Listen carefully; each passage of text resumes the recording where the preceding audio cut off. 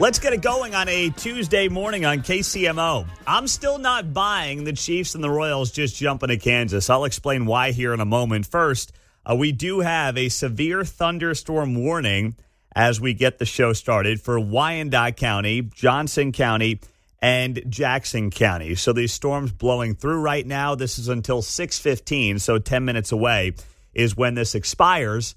These storms are expected to be quick and powerful is how they're being described. That's what she said. Thank you, Mark. That was an early one. Sorry, I had to get out of the way. That's all right, Mark. That's all right. Good job by you. That was quick thinking. Well done, my man. So, speaking of processes that have not been quick and powerful, that would be the Chiefs and the Royals. There's been nothing quick and nothing powerful about the process with these two teams. Can we agree on that?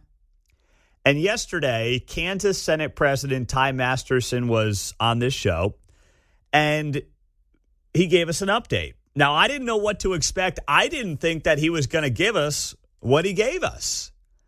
But the Senate president, who has been, from a state perspective, at the center of the Chiefs and Royals negotiations, had this to say about the possibility of these two teams coming to Kansas. So, there are a lot of productive conversations going on. I think they're getting to go past conversations into some detail. I do think they are still in conversations on both sides. And here's what I will tell you. I'm not a gambling man, but I would start to put money on Kansas. For which team? For both. Do you feel like the odds are better for one over the other? I'd probably put stronger odds on the Royals. But, I'd actually put money down on both. Okay. I think they're very productive conversations happening. So that was Ty Masterson, the Senate president, yesterday right here on KCMO Talk Radio, saying that he feels pretty good about both teams coming to Kansas. So doing the responsible thing after the show ends, I make some calls and start fishing around a little bit. And I'm just sitting here telling you that talks are still progressing in North Kansas City as we speak for the Royals to go up to the Northland. Like, that's happening. That's real. So I understand that Kansas may feel like its odds are improving to get the Royals down to 119th and Knoll, which is still a mess of a location, last I checked. And the Chiefs may be getting them out by the Speedway. But I'm just sitting here telling you that there are still positive conversations very much progressing in the Northland. And the other thing that is getting overlooked here in all this is the fact that Jackson County, for now, this could change, obviously. If the Royals go up north, there would be a sales tax component that Clay County would have to vote on. But that windfall of money that is just handed to the teams through a sales tax is not on the table in Kansas. I suppose it could be added, but you tell me. How do you think Overland Park residents are going to feel if they're asked to chip in a sales tax, on top of the fact that you'll have thousands of residents with now a baseball stadium, maybe not in their backyard, but certainly a stone's throw away, and an area where they like to do a lot of their shopping? How do you think that's going to go? Think Johnson County would put a statewide or a countywide tax on the ballot? Wyandotte County? That local tax component that Jackson County has provided for these two teams has given them a total of about $50 million a year. It's $25 million per team that they just get to basically use as they see fit for renovations, upgrades, and updates. That's a big part of this that Kansas doesn't have on the table. Just doesn't exist. On top of that, these stadiums in Missouri are not privately owned. And the dirty little secret is deep down, these teams don't want to own the stadium. They don't. They don't want to privately own these stadiums. It's a much better deal when they don't own the stadium and they can just be tenants, but get all the perks of like being the main tenants and being the owners of the stadium as well. Interesting when the concrete cancer is not your problem, right? Suddenly it would be. Yes. Suddenly you'd have to figure that part out. So you look at that angle of this too, and that's not something that's available on the Kansas side of the state line.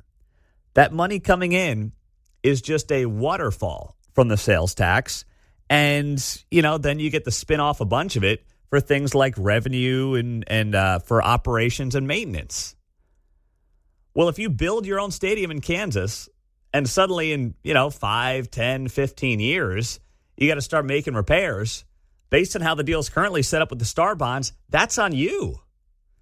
These teams don't want to foot that bill. They have zero interest in doing that. Not when the taxpayer can do it. And I'm not saying the taxpayers should be doing any of this, right? I'm not necessarily making that claim. I'm just sitting here being straight with you on terms of how good the deal is on the Missouri side, especially when you factor in the state component that, of course, passed the legislature a couple of months back. So there's been a lot of attention given to the attractiveness of the Star Bond. But how attractive is it really? You hear the politicians say, hey, the Star Bond covers 70% of a stadium, right? You've heard that from them since this began a year ago. It only covers 70% of the stadium if they can generate 70% of the monies they need for a new stadium. If you want, it's not like, hey, I was going to build a $5 billion stadium or a $10 billion stadium. I'll build a $10 billion stadium because it's being covered by the sales taxes generated. Well, no, you have to figure out how to generate those sales taxes. And in talking to a couple of people yesterday who have crunched some of these numbers, they can't figure out how a legitimate Star Bond district would generate more than $700-800 million. Now, of course, they could go with a stupid district and make it like a whole county, or heck, they could make it theoretically the entire state. It's possible they do that. I don't think it's likely, but I suppose anything's possible in this insane game of chicken that we've been playing here with these teams and these stadiums. But a reasonable Star Bond district, based on people I talked to who crunch some of these numbers, would generate $700-800 million. That's not 70% of a stadium. These stadiums just keep going up in price, up. You're seeing that in Vegas, right, with the new A stadium. The projections there keep increasing. It was first under $1 billion, then it was 1.2, and it keeps going on up from there. So you're seeing that cost continue to skyrocket. So I still sit here, and I'm not going to make some massive prediction. I'm just saying that Missouri is still in a very good place. And if you talk to leaders on that side of the state line, they feel really good about their chances of retaining both of these teams, despite what you heard yesterday from Kansas Senate President Ty Masterson, who said if he was a betting man, he thinks at least one, but possibly both teams are coming to Kansas.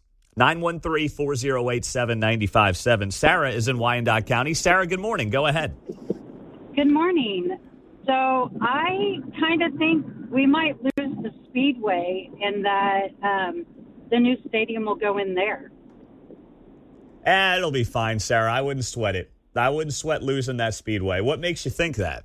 I don't think I don't sweat losing the Speedway.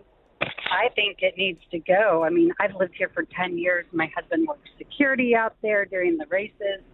And he said 15, 20 years ago, that parking lot was packed. You couldn't move out here. And now they're barely filling the stadium. They're not even filling the field with cars. People aren't coming to the races anymore. Apparently, NASCAR says that they're doing fine. But, I mean, from, I guess, an observer, an outsider's perspective, it's not full. What I would say, Sarah, is that that's entirely possible, and I appreciate the call. I'm not a NASCAR fan. It's just it's kind of where soccer is on my list, very low. So I can't speak to the economics of NASCAR, where things are at right now. What I will say is that I think that those issues are entirely separate. I don't think that NASCAR and its success will have anything to do with what the Chiefs decide to do, and vice versa. The Chiefs are not going to say, well, we won't go out that way because the Speedway maybe isn't working. So I just think they're two different things. Yeah, they kind of do like other sports. You get a new stadium, a new facility, let's put some races there, and then they de-emphasize maybe the importance of the race. At one time, you get the opening race, which is, I think, Daytona. That's a big deal. Different things in the point system become big deals. And I think less of the important races have kind of fallen at Kansas Speedway this time around. Yeah, I get it. That happens. There is always a new shiny object in stadium and racetrack out there. So if that's what's happened to the Speedway, well, that's too bad. But I think that will largely be irrelevant to what happens with these two teams.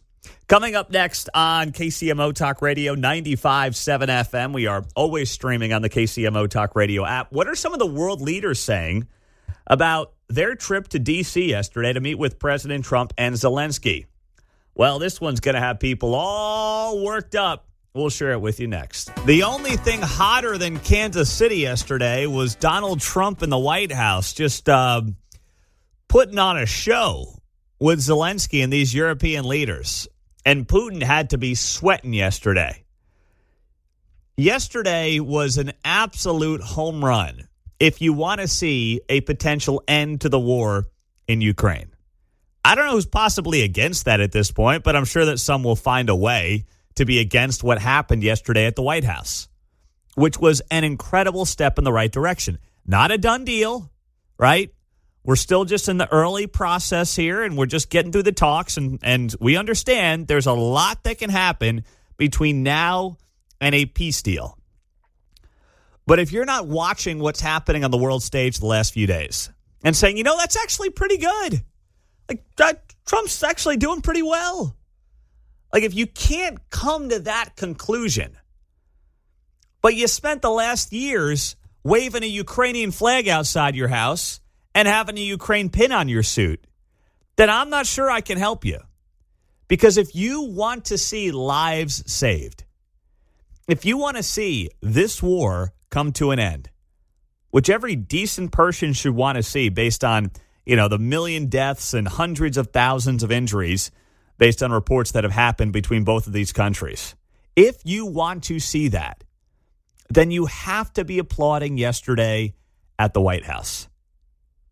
Even if it pains you to do it, you have no choice. So Trump, of course, meets with Putin on Friday in Alaska. He comes back here. He sets up this meeting for yesterday with Zelensky. And a bunch of European leaders also were in the house.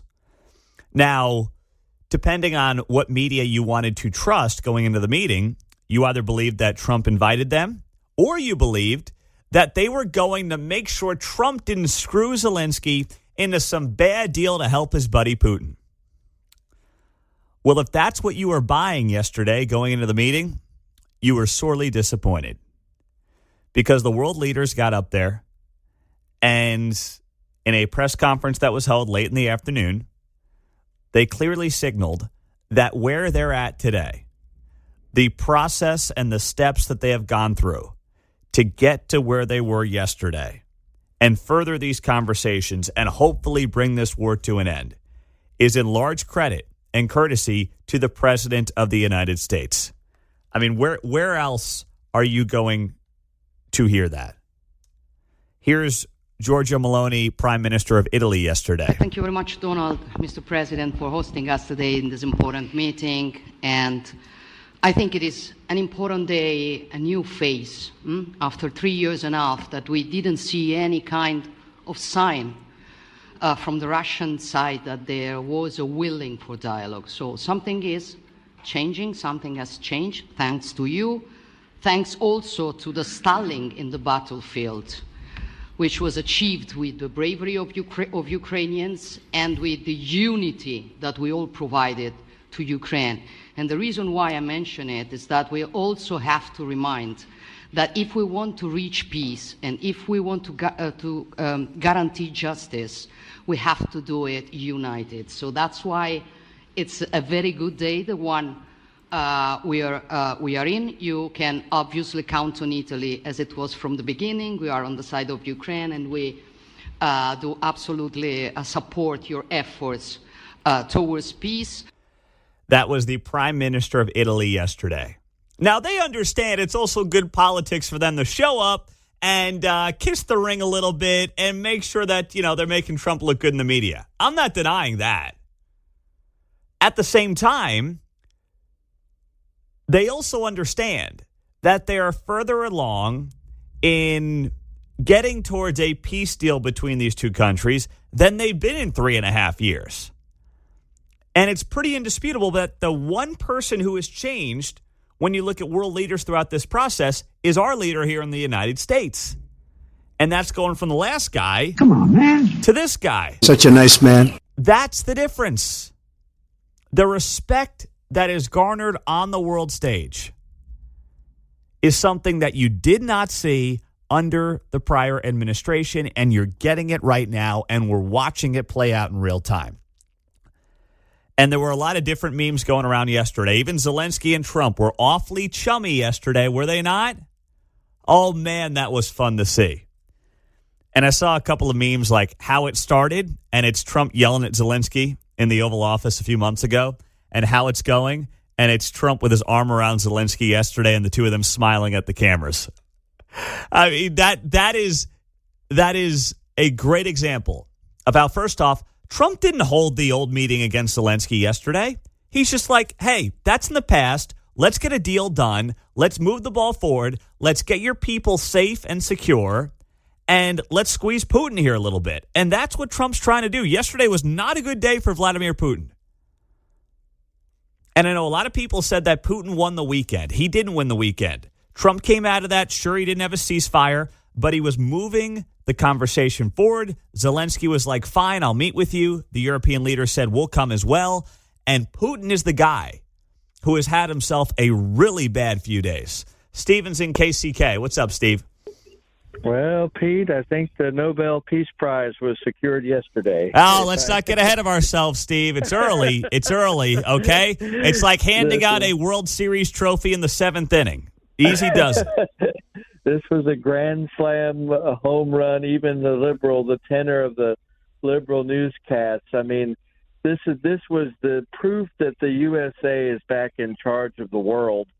From what I saw, people that have been around the White House for a long time since they said they couldn't remember, how many power players were there. As many power players was there as we were brokering this deal. I think Putin is back down. I think it's absolutely, totally devastating for the Democrats. Apparently, Putin admitted during the talks that he wouldn't have invaded if Biden hadn't been in office, which is absolutely devastating. I mean, that is. I'm not surprised that that's not going to be talked about. That the media the mainstream media will keep it down. But I mean, this is just magnificent diplomacy. I hope we can keep this going. And even Putin wants to do a deal now because he knows he doesn't have the cards. Remember, Zelensky looks good in the suit. He looked great. He looked great yesterday, Steve. Thank you very much. Zelensky showed up in the suit. He looked like $1 million. We'll get to my thoughts on that coming up as well. You may have woken up early this morning. We had these thunderstorms blow through Wyandotte, Eastern Johnson County, and Jackson County, but they have since passed as the rain came right over top of us here at Corporate Woods. And now the cool off is set to begin today. Let's go. We're going to have one more day of about 90 degrees around Kansas City. And after that, oh, man, it's almost going to be like late September, early October football weather around here. Once we get to early next week, we'll be in the 80s rest of the week and then high 70s all of next week with lows in the mid-50s.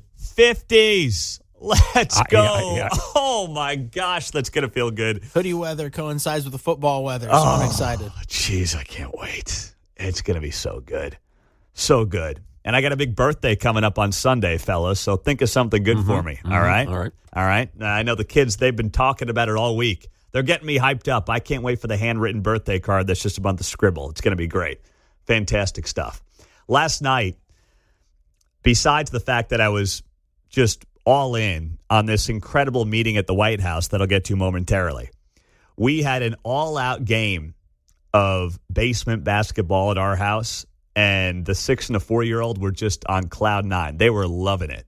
So it was a pretty celebratory evening yesterday between what happened on the world stage and what was happening in my basement with a game of pickup basketball with the girls. And I put a couple of videos up on my Instagram stories at Pete Mundo. You can see them there.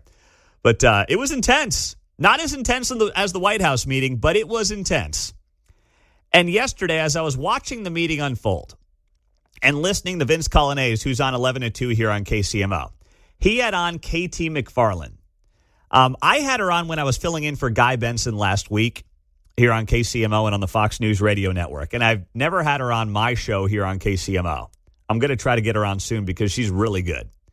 And she brought up something to Vince Colonnese yesterday in the 12 o'clock hour here on KCMO that I thought was a very important part of the big picture here of what Donald Trump is trying to solve. So obviously he wants peace between Ukraine and Russia, but he also wants to somewhat appease Russia, and here's why. He's trying to peel off Russia from China. President Trump, and he's been believing this for 2 decades, to his credit, he was ahead of every major politician in both political parties on believing and understanding that China was the worst actor on the planet. And that they're the ultimate bad guys right now. Now, Russia's not far behind, but Trump is trying to basically isolate China. And to do that, he's got to deal with some unsavory characters, and that would include Vladimir Putin and Russia. So this balancing act here is trying to bring peace to the Ukraine-Russia war while also staying close enough in Putin's good graces to convince Putin to stop doing business with China. You want to separate those two as much as possible. And KT McFarland brought up that point very succinctly yesterday to Vince Colonnese. And he wanted a good U.S.-Russian relationship, but not at the expense of losing Ukraine. And why does he want a good U.S.-Russian relationship? Because he wants to peel off Russia from China. From the beginning of his first term, one of his primary goals was to improve U.S. relations with Russia in order to make sure that China didn't sort of scoop up Russia as its ally. And that's the direction he was going. And then the intelligence community and the Democrats and the media sabotaged that. They made it sure that Trump couldn't have an improved U.S.-Russian relationship with their Russia story.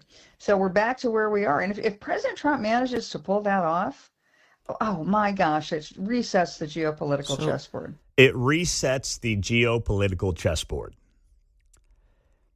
If the president can figure out a way to separate Russia and China, then suddenly you have absolutely hit the reset button, which is exactly what you would want to see happen. If you get rid of Iran, China, Russia from all working together in some capacity, you find yourself in a situation where the worst actors on the planet are not in cahoots with each other. They're no longer working together. They're no longer having each other's backs. That would be a good thing for the rest of the world. And I don't know if Trump can pull it off because Putin is such a madman and a lunatic and a psychopath and doesn't care about, heck, the well-being of anybody, never mind his own citizens.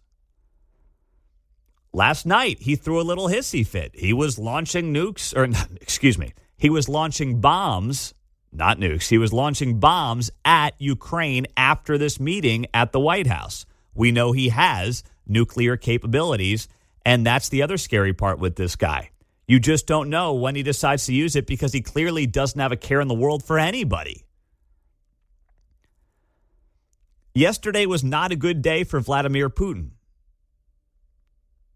And it was one of those days that ultimately could go down as one of the most important days on the geopolitical front that we've had in years. Not in this country, but in the world. As this war continues to march on 3.5 years strong, and of course has been the largest war on European soil since World War II. That's why it was so encouraging. And maybe, I'm hearing some of this from some of you on the text line. Maybe I'm being too optimistic. If you want to make that claim, that's fine. But you know what? I'm okay being accused of being too optimistic. You have well over 1 million people who have lost their lives in this war. And if we're half a step closer to that ending, why would I not want to be optimistic about that? Why would I not want to be positive about this possibly coming to an end? Yeah, it's not just because the guy I happen to vote for is helping lead that charge and potentially help that peace deal come to its conclusion.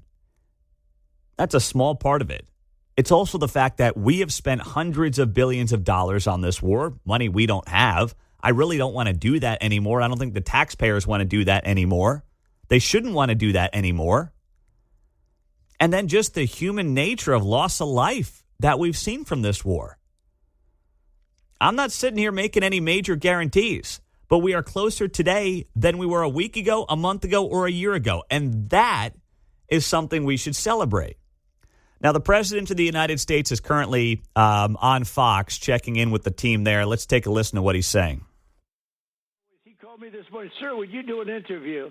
And unlike Biden, I don't need permission from my staff, okay? You know? And then only to be told that I'm not doing it.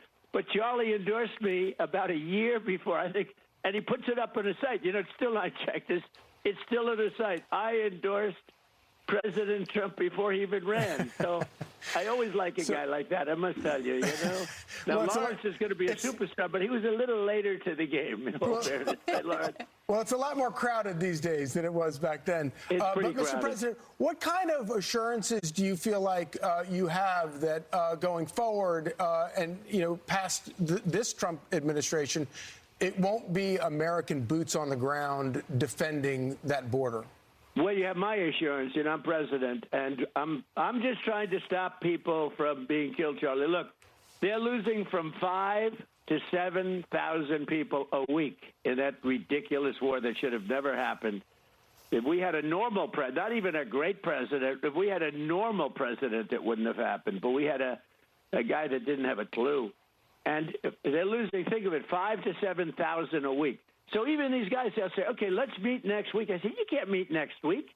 Next week, you're going to have 7,000 more dead people. You can't do that. You got to get this thing done. One of the things at the table was one of the gentlemen, who's a great guy, but he said, I hope I didn't insult him. He said, well, let's meet in another month or two, and let's see if we can start, making some money. He said, a month or two, you're going to have another 40,000 people dead in a month or two. You have to do it tonight. And I did, actually. I called President Putin, and we're trying to work out a meeting with President Zelensky. We'll see what happens there. And then if it works out, then I'll go to the trilat and close it up. Oh, that'd be good. That's great. That's President Trump moments ago on Fox News. That is quintessential businessman versus politician, isn't it? The typical politician. Oh, that was nice. Good little meeting we had there. Let's try to circle back again in a couple of weeks. What do you say? Maybe a month. We'll find another time. No, we got 5,000 to 7,000 people dying a week. No, we're trying to solve this now. And that's what you got to appreciate about this guy. He just wants to get bleep done and then move on to the next thing. Like this whole bureaucratic model of, oh, nice little meeting we had. Let's try this again in a few weeks and see where we can go from. No. Have your people call my people. Exactly. Trump's like, no, I'm calling Putin. I've got Zelensky here. We're going to try to meet. Now, of course, he can't force Putin to come to the table, but he's like, no, we're not delaying this. We're just treating this like we do the private sector and businesses. We're getting it done now. And we're doing it now. And man, that is so refreshing, is it not? Jeez, that's good. 913-408-7957. You're hearing this in real time after the president just joined Fox a few minutes ago. Here on KCMO Talk Radio, 95.7 FM. We're always streaming on the KCMO Talk Radio app. We will get to you, and also stories breaking on the Kansas side, all coming up on 95.7 FM. Sober analysis, as always, from Bill O'Reilly, who is going to join us tomorrow morning at 8:05. So if you are not typically here at 8:05 tomorrow morning, set the alarm, check us out on the iHeart app, the TuneIn app, our app, and make sure that you are streaming tomorrow at 8:05 when Bill O'Reilly joins us to analyze where we're at right now on the Russia-Ukraine war Europe's involvement, the meetings that have been taking place the last few days, and much more, because this obviously is a historic moment, and we'll see. As Bill said there, and he's right, and it's kind of my message the last couple of days, these are great steps in a very positive direction, but it will not be easy to have this war come to an end. 913-408-7957. Trump also guaranteeing on Fox News this morning, not a chance that when it comes to protecting Ukraine going forward, U.S. troops will have any involvement in that. Mike, go ahead. You're on KCMO. Yeah, maybe you can help me with this. I've never heard a leader, a general, a politician care about the masses, the casualties. You know, Trump makes this big deal about the 6,000 to 7,000 people a week that die. It's kind of refreshing to hear somebody talk about us masses, some of these elites, and not just look at us as statistics or cannon fodder or something along that line. You know, I mean, if we would have kept up with, like O'Reilly said, with Kamala doing this, you know, we'd be pumping $200 million a year, billions in this, and how many tens of thousands, millions more people, members of the masses, would be dying, and nobody seems to care. Well, it's like and here's the thing. Like, I understand. Thank you, Mike. I totally understand the idea of, like, just give Ukraine what they think they need to help them in the war. And that was a reasonable strategy 3 years ago. It isn't today. Because according to most experts, and I use that term loosely, but there's not a path to Ukraine winning the war. It doesn't exist. They've lost hundreds of thousands of people. They're a country of 40 million. Russia's 3x, 4x that. If this thing just drags on, Russia would win it just by attrition, just by numbers, right? The best case is Ukraine keeps drawing to basically a draw. That's their best case scenario. They're on the defensive. And deep down, Zelensky knows that. There also was polling that came out yesterday, and it was courtesy of CNN, of all places, that suggests the Ukrainian people do not want to keep fighting this thing. And they're a very brave people. It's not taking anything away from them, but they're seeing the writing on the wall. They're acknowledging reality, which is that we can't keep doing this and losing thousands of young men, mostly, obviously, every single week for a war that we can't win right now, no matter how much money other countries give us. The manpower just isn't there because other countries are not getting involved with their manpower, and nor should they, frankly. So figure out the off-ramp for everybody. But here's part of what the president had to say just moments ago on Fox and Friends. What kind of assurances do you feel like you have that going forward and, you know, past this Trump administration, it won't be American boots on the ground defending that border? Well, you have my assurance, and I'm president, and I'm just trying to stop people from being killed, Charlie. Look, they're losing from 5,000 to 7,000 people a week. That was President Trump just a few minutes ago on Fox News. I mean, you know, you got his assurance, obviously, for as long as he's in the White House. And, you know, that's 3.5 years. So that's good enough for me right now. It should be good enough for most folks. But if you have your Ukraine flag flying outside your house the last 3 years, you have to be optimistic about this development. And let's be honest, most people who have flown Ukraine flags the last 3.5 years didn't vote for the guy who's coordinating a lot of this over the last few days. It's just a reality. And I know that's got him twisted into a pretzel like you wouldn't believe, but it's true. And Zelensky's there because he knows he's got to be there. He has to be there. So yesterday, I made my way down to the Westin. There was a big developer event down there. I got invited by a couple of folks in town, not because I was going to be a lackey for any developers in Kansas City. That's certainly not the case. But they said, hey, come on down, check it out, just, you know, meet a couple of people and listen. And I'm always down for that. I'm always down to listen. So I go down there, and first, I go to park right on Pershing, right next to Washington Square Park, and there's like a dozen homeless guys wandering around, and I'm like, you know what? I'll go into the garage. It's fine. I'm not going to pay for street parking when I don't know if my car is going to be here when I come out. I'll go into the hotel parking underground at the Westin and then make my way into the hotel lobby. And I keep looking at this park saying, how are you fitting a baseball stadium here and anything else? This looks absolutely horrible. Not as bad as 119th and Knoll, but it's a close second when you talk about awful areas to put a baseball stadium, but that's neither here nor there. So I go in and I'm watching, they're doing panels. It's like, your typical conference, right? People are up there pontificating on the stage. And they're talking about Kansas City versus other cities and the development community and how things are going here in Kansas City. And I'm watching this and I'm just listening. I'm not like heckling from the back row. Boo! Like, I'm not doing any of that. Okay. I promise you. Just listening. And they start talking about how Kansas City is a good place to do business. And they don't mean Kansas City, Missouri necessarily. They're talking about the region as a whole and how rents have held pretty strong around here. And, there's not a lot of affordable housing. That is something they talked about trying to find more of. But with the cost of doing business, obviously, and building, that's not easy. And the other thing that they were bemoaning on the stage was the NIMBY crowd. Not in my backyard.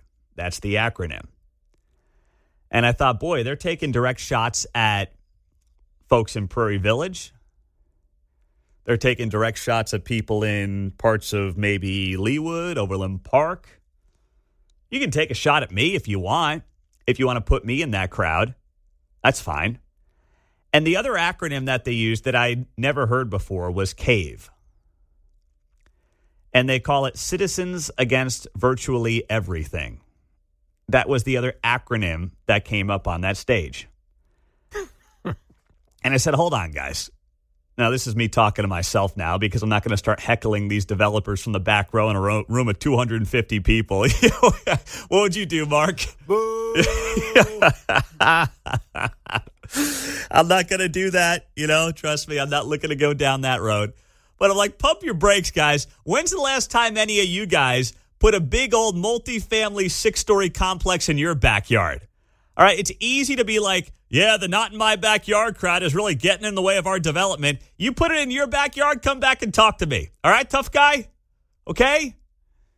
I mean, they're up there knocking regular citizens, and I'm sitting here saying, as a guy who is proud to be and embraces the role of being the voice as much as I can of the citizen and giving you a platform to speak to thousands of Kansas Cityans at any given point in time every single morning at 913-408-7957 in what is the largest platform to do this right here in Kansas City. I'm sitting back on your behalf, and I'm getting ticked off and fired up listening to this nonsense. I don't get it. Citizens against virtually everything? Yes. Basically, if you don't want any kind of change, you are a citizen against virtually everything. Oh, they don't identify as that. Is that what you're saying? They're calling a group that, they're accusing citizens who are always complaining about this new development or that new development, kind of like the Westwood deal we just talked about with Dave Traubert, where the citizens rose up and said, no, we don't want this big dopey mixed-use retail center in Westwood. Same thing with people who are pointing out the bizarre requests from Black and Veatch in Overland Park, right? And it's not just that they want to do it. It's the fact that they want to do it, and then they oftentimes want tax breaks to do it. That's also just as offensive as oftentimes what they want to do. And I'm not saying that was the case for the people I was watching to and listening yesterday at the Westin at this developer conference. But a lot of them, too, they don't want to make some of this stuff look like it's in line with the communities that they put these big buildings in. That's the other thing. You drive up and down College and some of the main thoroughfares in Johnson County in particular, and you're like, who thought that was a good idea? You tell me how that fits in to the neighborhood that it's currently in. And that's the part of it that if the developer community wants to get in the good graces of the folks, I'm not saying you can't develop. I'm a capitalist at heart. Okay, I want everybody to make as much money as they legally possibly can if that's your end game and your ultimate goal. I'm totally fine with that. I think that's great. That's America, baby. But at the same time, knocking citizens who are seeing their neighborhoods change rapidly and dramatically in a way that they haven't in years because, well, let's be honest, the way to make money in many cases are now these multifamily apartments. There's not as much money in these single-family builds. That's really what we need more of right now based on where the supply and demand appears to be. At least understand what their frustrations are. And then you're going to have a much better relationship with some of the people in various communities where you want to do business. But knocking them and mocking them and thinking up, little cute acronyms for people, that's not your way to success. It's not. And I'm sitting there in the back row just kind of shaking my head and saying, some of these people just don't get it. Or they just don't care. One or the other.